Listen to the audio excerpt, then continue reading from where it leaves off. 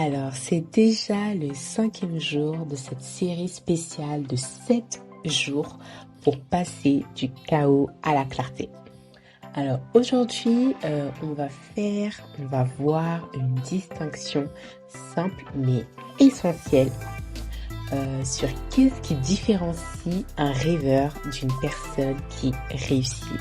Alors, si cette problématique te concerne, c'est pour toi.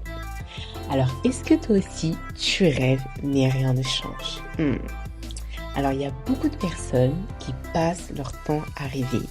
Ils imaginent leur futur, ils en parlent, ils se voient déjà dans une autre vie, mais dans la réalité, rien ne bouge. Et tu sais pourquoi? Parce qu'ils restent coincés dans la phase de l'imagination. En fait, ils se sentent bien en rêvant, mais ils ne passent jamais à l'action. Et à force, en fait, ça devient frustrant.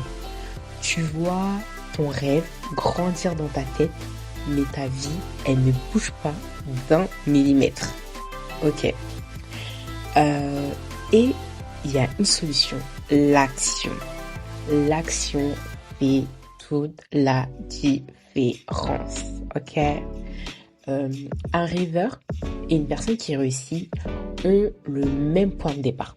Donc, ils ont une vision, ils ont une envie, ils ont une idée. Mais la différence, c'est que celui qui réussit transforme son rêve en un plan d'action. Connaissez à avoir les petits mots. Plan d'action, n'oubliez pas ce mot. Un plan d'action, c'est pas quelque chose de compliqué. C'est pas un document de 20 pages. C'est juste prendre ton rêve, le découper en petites étapes concrètes et décider de commencer par une seule chose.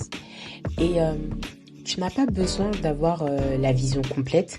Tu as juste besoin de savoir quel est mon prochain pas.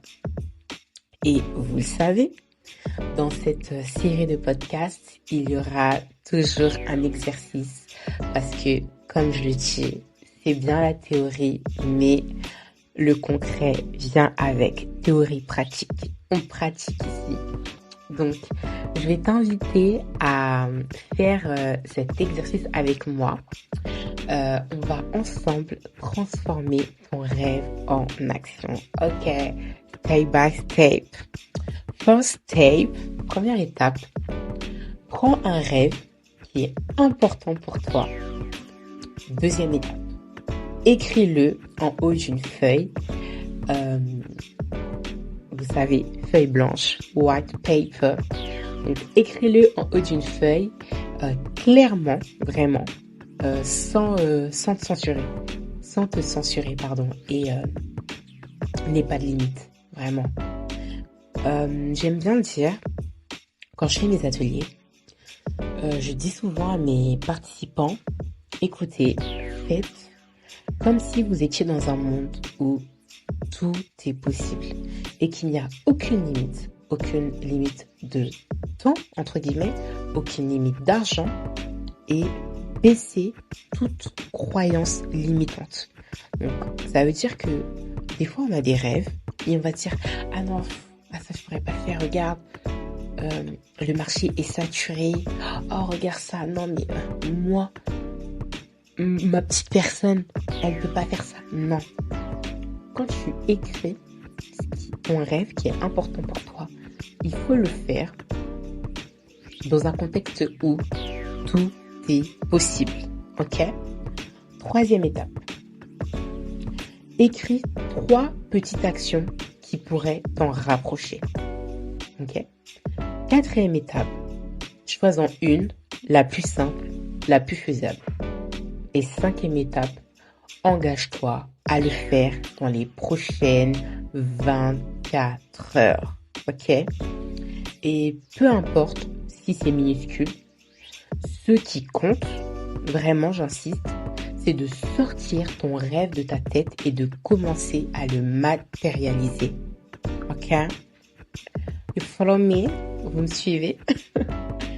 Alors, retiens ceci. Un rêveur imagine. Une personne qui réussit agit.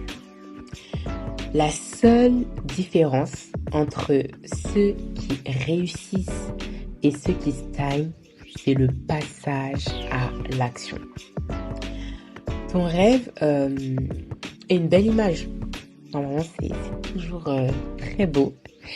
Mais il ne deviendra réalité que si tu fais ton premier pas. Ok? Alors, merci d'avoir écouté ce 5e épisode. Et demain, on se retrouve pour parler d'un outil incroyable. Vous savez qu'il y a beaucoup d'outils que j'utilise. Enfin, il n'y en a pas beaucoup.